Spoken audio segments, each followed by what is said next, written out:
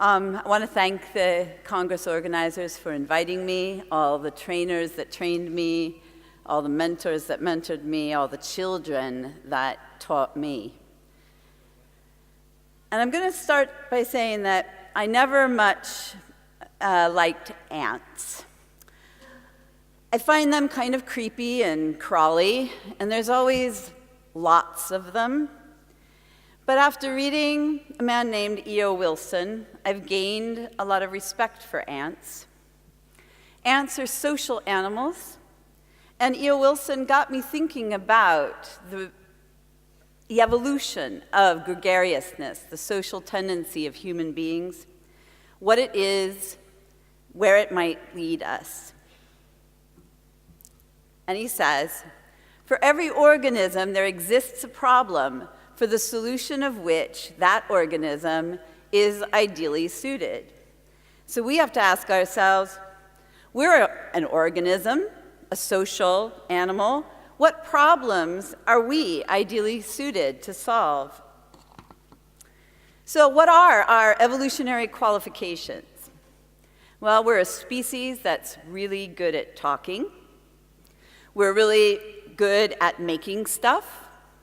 We like to make jokes and poetry and art and music.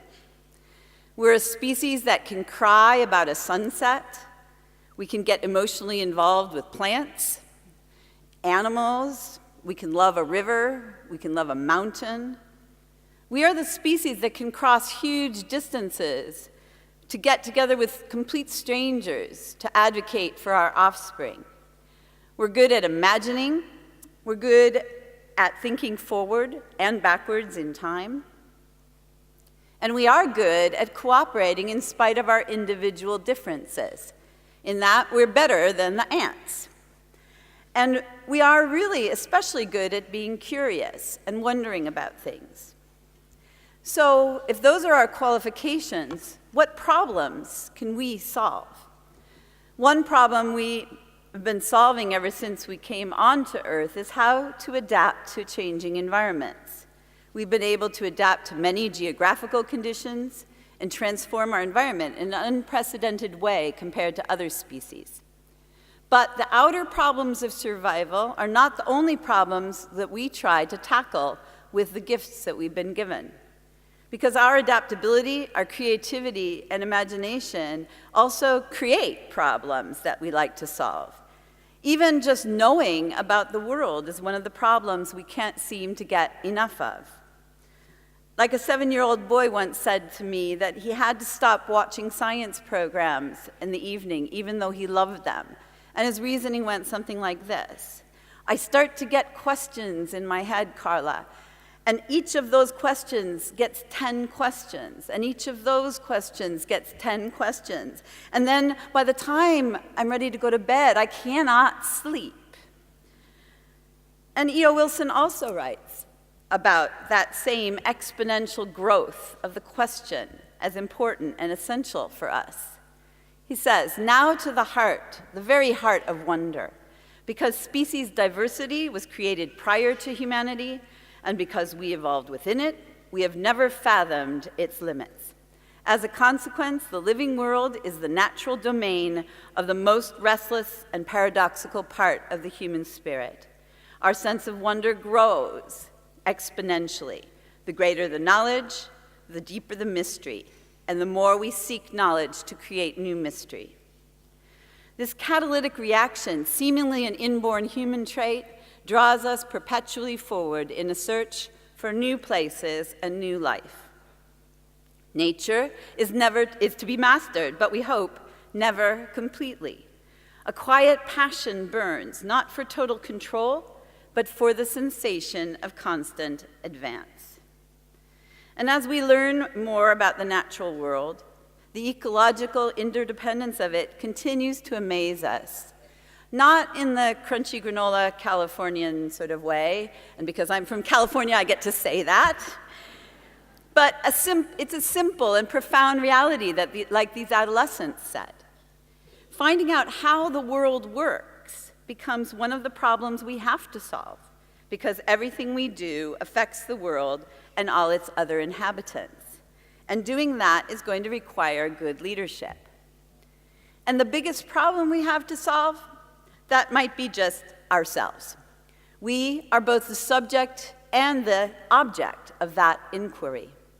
And as we learn more about human society, about languages, about the brain, we discover universals that have given rise to all the variation we see in the human family. And that also becomes our problem to solve, how to bring about the nazione unica, the uniting of humanity. In fact, Montessori said that it already exists. We just need to become conscious of it. So maybe the real problem is not the uniting of humanity, but the reunification of humanity. And we have to cooperate to solve these problems created by our own existence. We have to be conscious of how the world works and conscious of how human beings work to do that. And what is the path to that consciousness? And how does the elementary child fit into that? In Education and Peace, Montessori says, man must be taught to see the world in all its grandeur, to extend the limits of his life, to make his individual personality reach out and touch those of others. That's what we're doing these 4 days. Now, the gifts and the problems of humans are all embodied in the psychological characteristics of the 6 to 12-year-old child. These are the children that are just awakened to the task of trying to understand the universe. They are the children that have acquired a language with both literal and metaphorical possibilities. They're anxious to use it to forge new bonds and express themselves. They are the children whose hands are free to gather and create. They are the children who feel deeply and ask big questions. And they have a body that is strong and resilient and primed for adventure. Their journey is begun, but there are a lot of navigational problems when so much is to be explored and understood. Where do I start? How do I move forward? Who do I trust? Nature has given them enthusiasm and sensitivity, but no fixed itinerary. It is a path that rises up to meet you when you walk. One thing that does seem certain is that the children of this age do not want to walk that path by themselves. Montessori uses the image of the loom when talking about social cohesion. The social cohesion for the 3 to 6-year-old is fostered by the prepared environment that removes the obstacles to development. The children are capable of harmonious living because they learn how to care for themselves, the objects in their environment, and each other in very simple ways. Deep needs for order are satisfied, intellectual stimulation is given, language stimulation is given, there's clarity in the environment, and each individual is tended to. They are like the warp threads that go up and down on the loom, held together by the loom itself, by the environment, but still pursuing mostly individual goals of self-construction. The cohesion is by sentiment, and it cannot really be taught. But then comes the weft thread, the over and the under, the back and forth that is the conscious weaving in the next plane of development, binding the individual warp threads together in a variety of patterns. This cohesion by sentiment slowly evolves into cohesion governed by will. But at the threshold between the planes, there are a lot of questions that arise. Whose will is going to reign? Who decides what? Who's the boss of me? When and how? Who will keep the group safe? And who will be the pathfinder? How do I know who to trust, who to follow, what to believe? And the children look to leaders for guidance. But the children entering the 6 to 12 class do not have much life experience of leadership or leaders. And it is not strange, though, that they become aware of leadership and become fascinated by it. They begin to get a lot of ideas about it. So I asked some teacher friends to ask some small groups of children, what makes a good leader? What does a good leader do? And here are a few of the responses from the 6 to 9-year-olds. A good leader does not quit, does not give up. Leaders are good role models. A leader is someone you can look up to. A good leader knows the rules and helps people to work towards the goals. A leader is strict sometimes, but mostly kind and leads others to do good things. A leader makes sure that others are doing well. A leader decides but makes sure that things are fair to everyone. A good leader shows what you should do in an argument, not just watch, but help, but not in a mean way, in a calm way. A good leader is polite towards others so that others can be polite back. A leader does not say bad things because others learn from them. A good leader can be the boss, but must show that they know the proper way of doing things. If you do not care, you are not a good boss. A leader leads others on good paths, like a GPS. If you have lost your way, you have someone that shows you. A leader is a living GPS.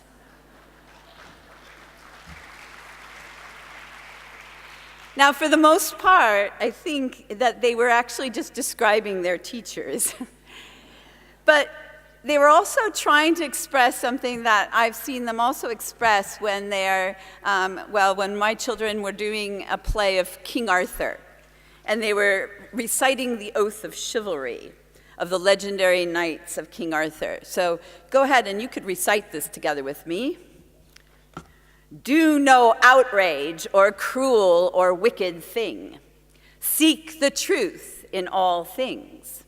Help and defend the weak and the poor. Give mercy to those who seek it. Right all wrongs done to women. Seek adventure for honor, not personal gain. Never break a promise. Be helpful, brave, and unselfish. Be true to your king and queen. Now, oaths like this resonate with the 6 to 12-year-old.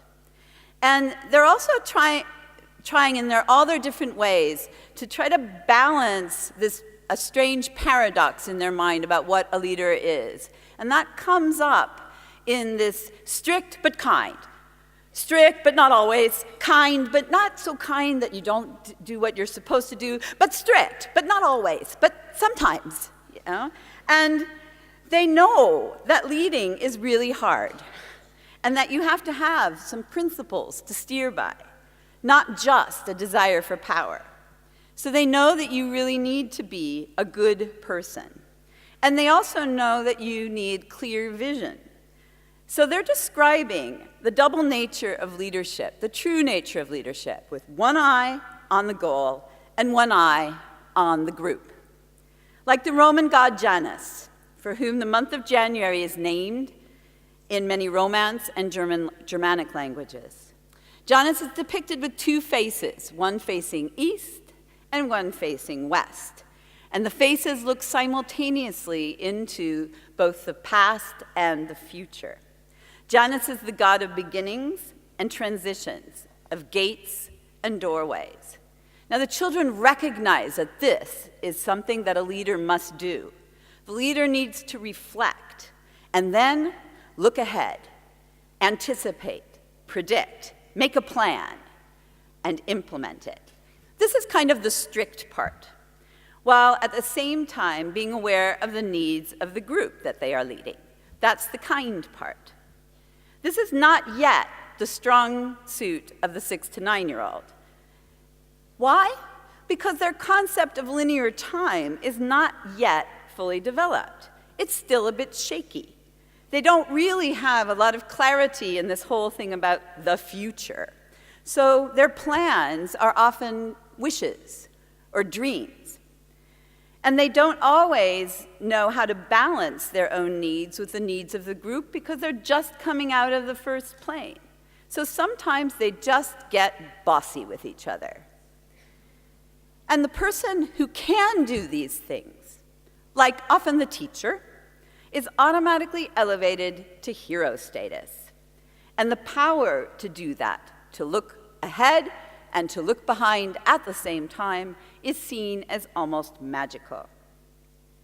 Those of you who work with 6 to 9-year-olds maybe know how gratifying and yet terrifying it is to get that demigod status, and also how annoying it seems to the parents. But knowing where that comes from, where that devotion comes from, helps us to know what we need to do to help the children make those same abilities part of their repertoire. Now, the basic content of the child's view of the good leader does not change that much in the 9 to 12 class, but it is refined and deepened. They say, a good leader listens and understands what people are saying. A good leader is funny and takes responsibility for the people he or she leads. A good leader tells the truth. They say what they mean, but they are also kind to the group and teach us things. They are good at teaching things. A leader takes care of the group and understands them. A good leader is kind and friendly and does not easily get angry. People who lead groups must be responsible. They must be kind, and they must be strict sometimes. There it is again. They need to understand that they have to listen to others. They need to have inspiration. Good leaders take care of the whole group and give help when needed, listen when people talk, and do not interrupt people. They keep agreements, ask if someone needs help, and are kind. Good leaders can be strict at times, though not too often. Good leaders make eye contact with the people they talk to and always greet people nicely. Good leaders are kind, help others, and are good at looking beyond the surface of things. They are able to understand others the way only a few can understand. They must be strict at times. They are also polite and laugh. A good leader knows how to comfort others. So these children seem to want a different kind of kindness than the 6 to 9-year-olds. They want a kindness that acknowledges that they too are in a process of now knowing how to reflect and plan. They want to be involved in the decision making. They want understanding. They want kindness that is infused with humor. And they also recognize something even more profound, that a leader needs a level of emotional intelligence, empathy, and self-control. They need the qualities that the children would identify as belonging to a person of goodness, not focused on selfish pursuits. So, what they all describe could be summed up in the word integrity, meaning whole and intact. The origins of the word come from Latin, meaning not, and tangere, touched. A person with integrity has a unity of spirit that is not shaken by adversity or whim. Integrity is not just about independence, but independence is a part of it. It is greater than independence. Now, the triad of good, kind, and strict becomes integrity when there's positive action taken in 3 areas of social life: work, love, and justice. And all of those have been mentioned today already. And according to Montessori, education needs to make fundamental changes in its approach to those 3 areas. She describes many of these changes with great passion in the book Education and Peace. So let's look at how she wants justice to be perceived and carried out, how work should be done, and how love should be fostered. She writes, "The child's attempts to learn what real justice is have been confused and misdirected. The most rewarded and most encouraged virtue has been besting his classmates and coming out on top, triumphantly passing examinations at the end of every year of his life of perpetual, monotonous slavery. Men educated in this manner have not been prepared to seek truth and to make it an intimate part of their lives, nor to be charitable toward others, and to cooperate with them to create a better life for all. On the contrary, the education they have received has prepared them for what can be considered only an interlude in real collective life: war.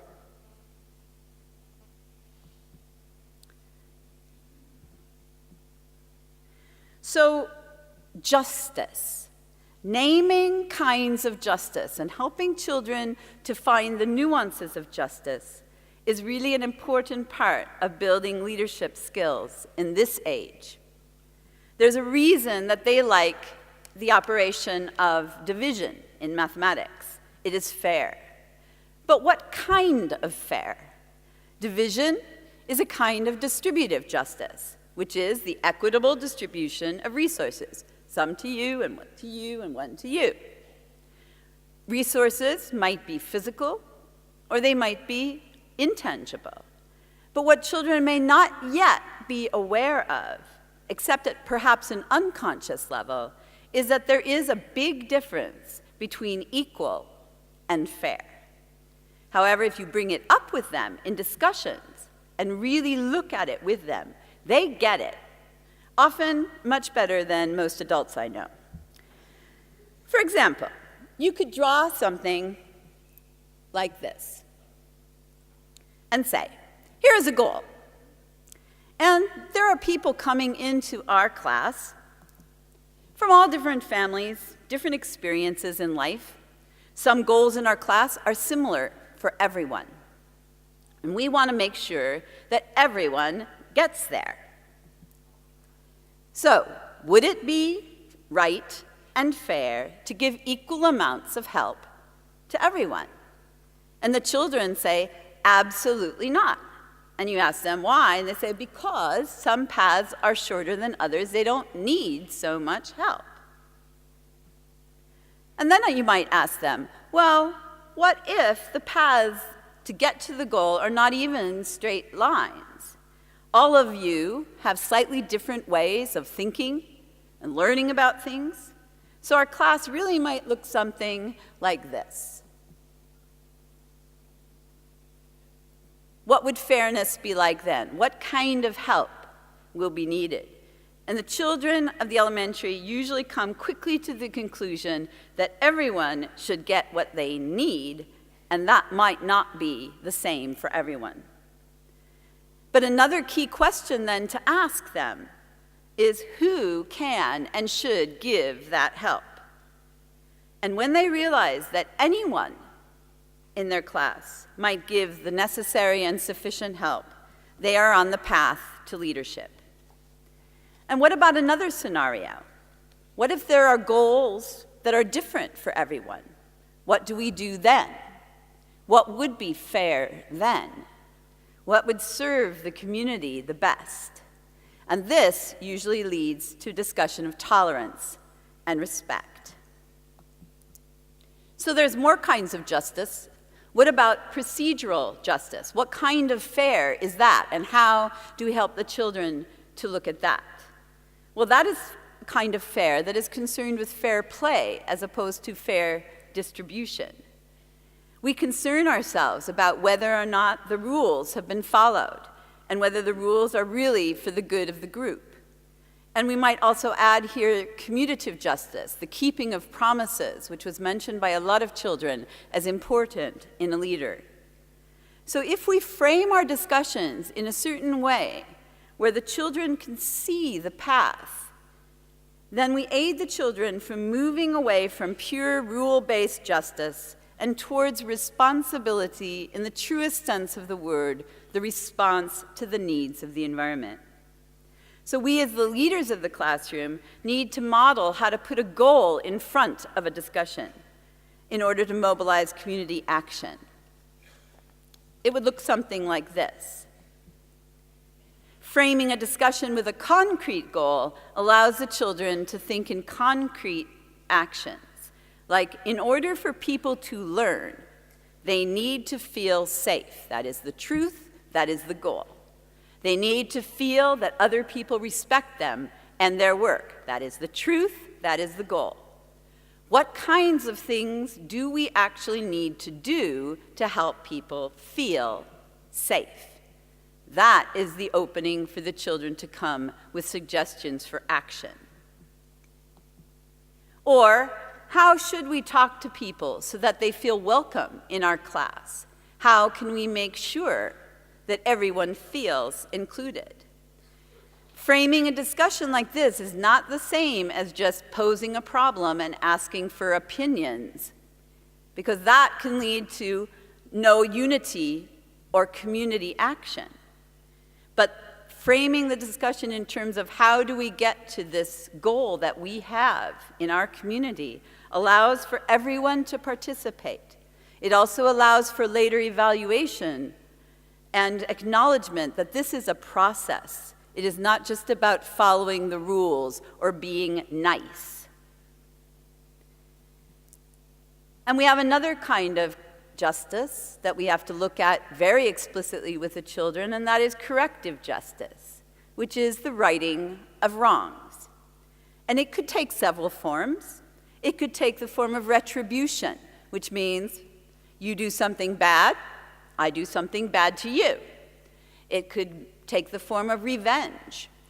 You do something bad, I do something worse to you. Or it could take the form of restoration.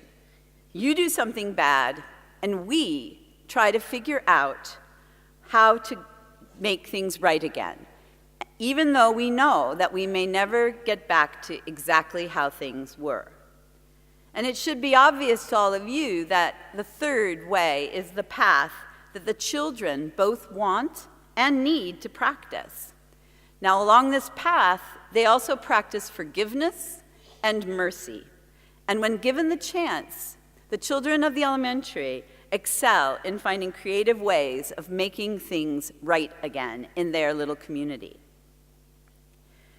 So becoming aware that justice is not something that just is, but something that needs to be practiced in many forms, allows the children to put away fear-based justice, like retribution and rigid, distributive justice.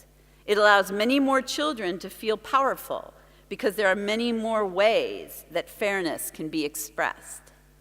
So let's turn to the second area, work. Montessori is eloquent about work in much of her writing, but here is one extract from Education and Peace. The child is proved to have instincts whose existence we did not even suspect. He is proved to possess a surprising fundamental instinct. He wants to work. We do not use the term work in the ordinary sense of the word. The child teaches us that work is not a virtue, not an effort that man is forced to make. It is not the need to earn a livelihood. Work is man's fundamental instinct. Man has taken upon himself every possible task in the world, the tasks of all the animals, of all inanimate things, of water and of air. Man is able to adapt to any form of labor and make all forms his own. He is able to divide the work to be done among a number of individuals. So what kinds of work mobilize the children of the elementary to leadership? This is a central facet of the Montessori elementary class. It's always going to be group work, and not parallel work, where a lesson is given and children sit around a table, each doing a follow-up assignment given by the teacher. And it's not helping, and especially not just the oldest helping the youngest. What mobilizes initiative and leadership is group work where the children experience true collaboration, and each individual contributes some part to a whole that is greater than the sum of its parts. Now this will be needed to be modeled in all the lessons you give, because this is new for them. And it might be just the simple division of labor needed to do something like the checkerboard, or making a book together, or making a presentation for the class, or the children of another class, or the parents.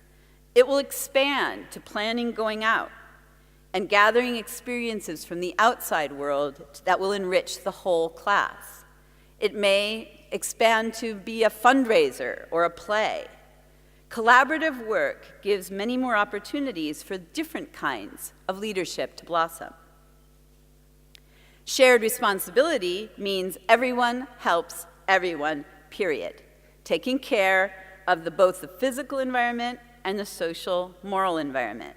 And that means that we have to work on a different kind of language and attitude towards care of the environment that the children may not be as used to from their 3 to 6 experience. For example, if you find a pencil on the floor near a table, you need to ask to the people who are sitting at the table, not, "Whose is this?" but instead something like, "I found this pencil on the floor. Does anyone need it? If not, I'll put it away." This is responding to the need, not trying to identify blame. If the children have classroom jobs and the cleanup is scheduled to take 10 minutes, if someone is finished, then their options should be to offer their services to someone who is not finished, or do any of the myriads of small services that aid the classroom community.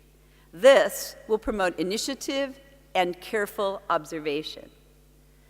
And now the elementary teacher needs to see that there are moral, social, and intellectual importance given to a beautiful, clean, and attractive environment, and not cover up their messy rooms by saying that the children are no longer in a sensitive period for order. I caught some of you there. Hopefully, if you are consistent in an everyone helps everyone attitude, you will hear things like a 9-year-old said to me while vacuuming the classroom for a parent night. He stayed after school to do it. "Carla, you know, there are no bad jobs, only bad attitudes." So above all, with regards to work, it's important to emphasize that no one in the class is served by anyone else remaining ignorant. Literacy and numeracy in our societies are not individual goals, they're collective goals. They require a team effort, and these children are learning about what it means to be a team. They start off not knowing so much about that. If they play soccer, it's everybody runs after the ball that way, then everybody runs after the ball that way, and team just kind of is a hurrah at the end. But the teacher can alert the children to the fact that everyone has strategies that will come in handy for someone else, and that any knowledge gained, anything learned in our class is a gift to be given freely to someone else. So this means for us as teachers not giving every lesson to everybody, because we need to allow for the cross-fertilization that happens in a natural learning environment. It also means we need to be careful in how we decide to put together groups. Dividing children by level or age will hinder the natural learning that comes from children just picking up some useful tidbits of information or strategies from each other. Always having the same children in the same group promotes fixed roles. And once a role becomes a habit for a child, it is hard to let go of it, even when that role does not serve the individual or the group. Mixing ages and levels allows different types of leadership to blossom, but static groups promote bossiness. Some children are very active, some are passive, and some end up being in opposition. But the 6 to 12-year-old is at their core an adventurous spirit. They are strong and resilient. And the important thing about adventure is that there is challenge. You are exploring the unknown. It is supposed to demand the best of you. It's even supposed to be a little scary.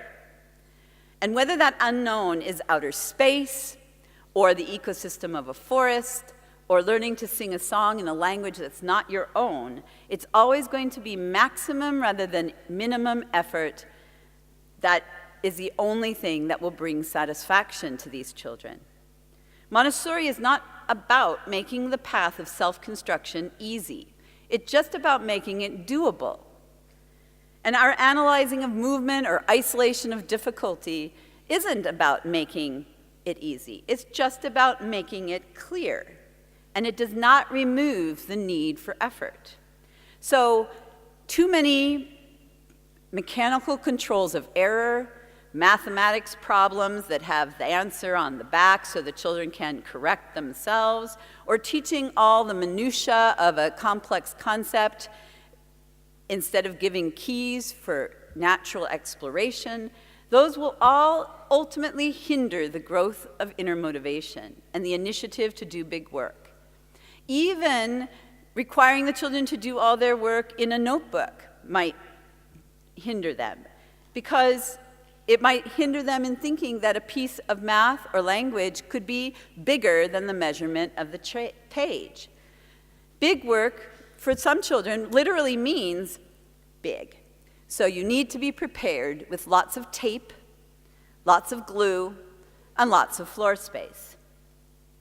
So every opportunity for collaborative work, collective learning, and shared responsibility is what contributes to the children building a stronger understanding of what strict, good, and kind really means, keeping one eye on the goal and one eye on the group.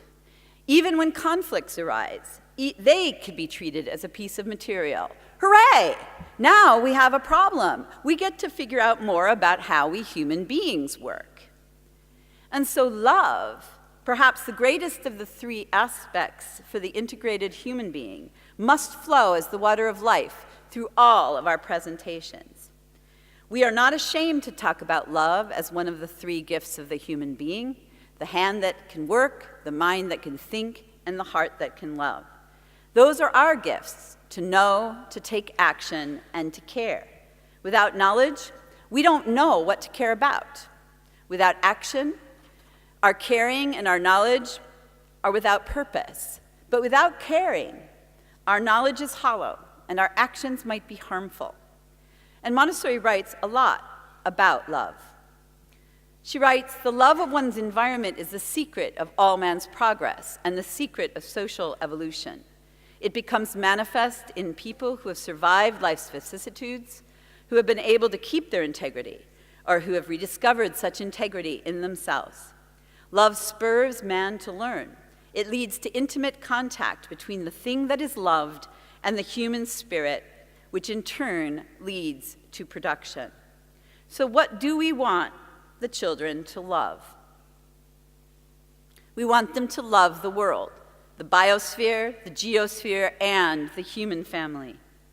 We want them to love it because they know how it works and how the various agents of creation correlate their single cosmic tasks. And that contribution that they make to the whole, that's what makes our hearts soar. These are the principles that we will communicate in every presentation that we give about the biological and physical world. In our first two great stories, the story of the origin of the universe and the story of the coming of life, humans do not play a particularly central role, except in our desire to know about the origins of things. These stories are there to inspire humility. We confront the child with deep time, something that boggles the adult as well as the child, for whom the week, the day, the month, the year is just starting to fall into place.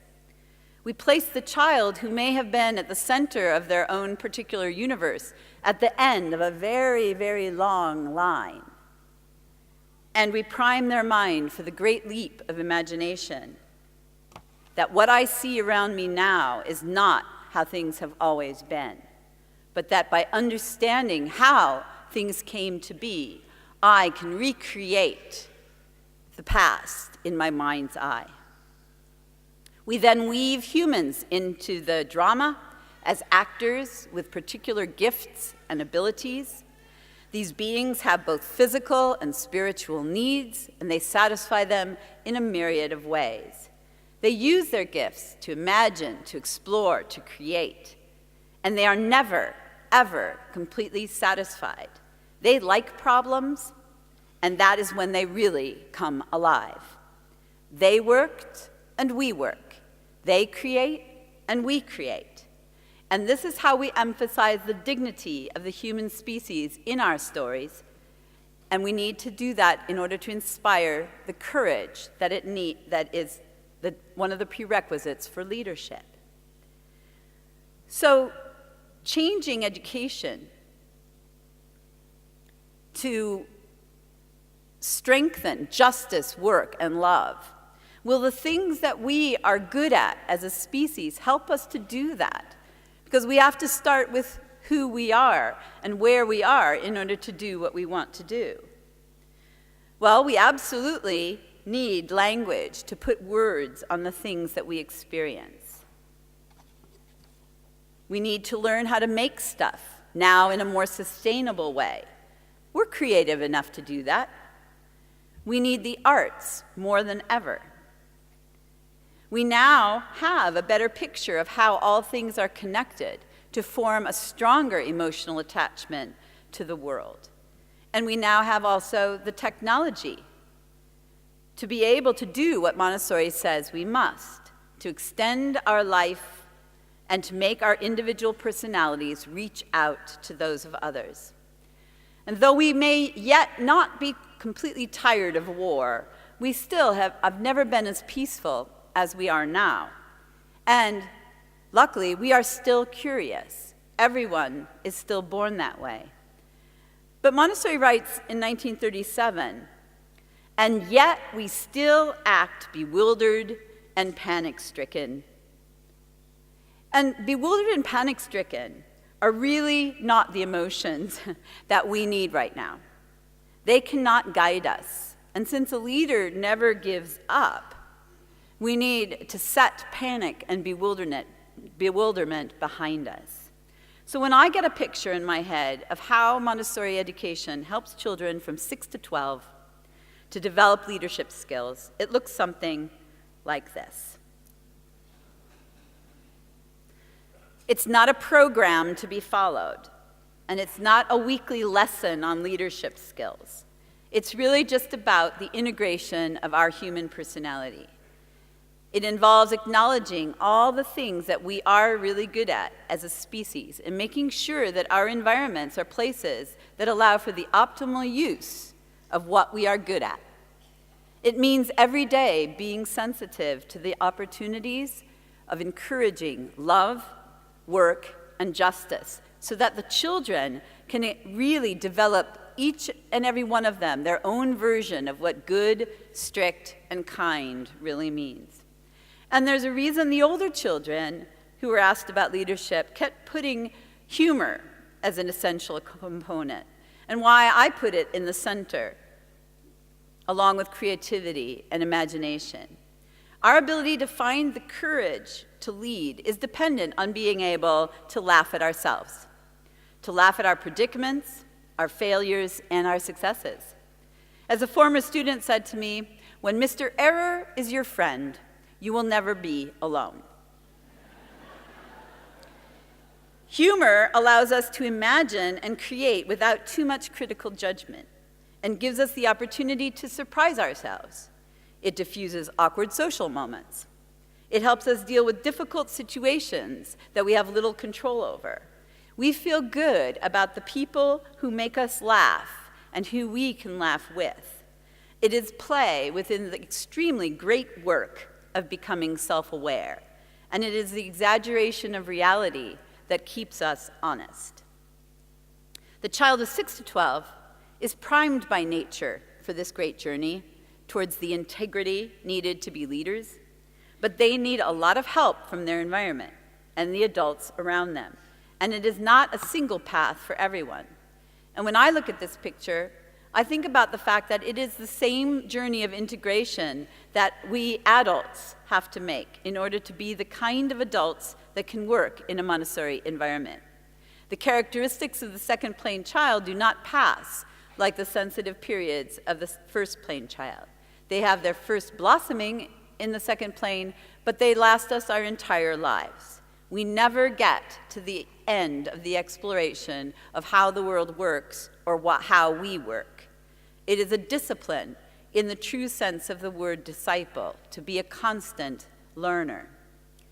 So we need, as adults, to become more aware of the different kinds of justice that there are, care more about the environment, and work harder at making collaboration the most central theme of our education. We need to become better storytellers of the truth in order to inspire love and gratitude for the creation. We need to keep our own exploration of the disciplines alive. We need to get out into nature more. And this is the integration of personality that we need to do to become the adults the children need, to become that living GPS. And so we will walk the path of integration together with the children. And then maybe, just maybe probably, especially after seeing those adolescents, most probably, the Nazione Unica, the uniting of humanity, will be more than just an evolutionary fact, a truth that history has hidden and of which humanity, some of humanity, is yet unaware. It will become the culture of peace that our children deserve. I wish you all a great Congress exploring the Montessori path to peace. Thank you.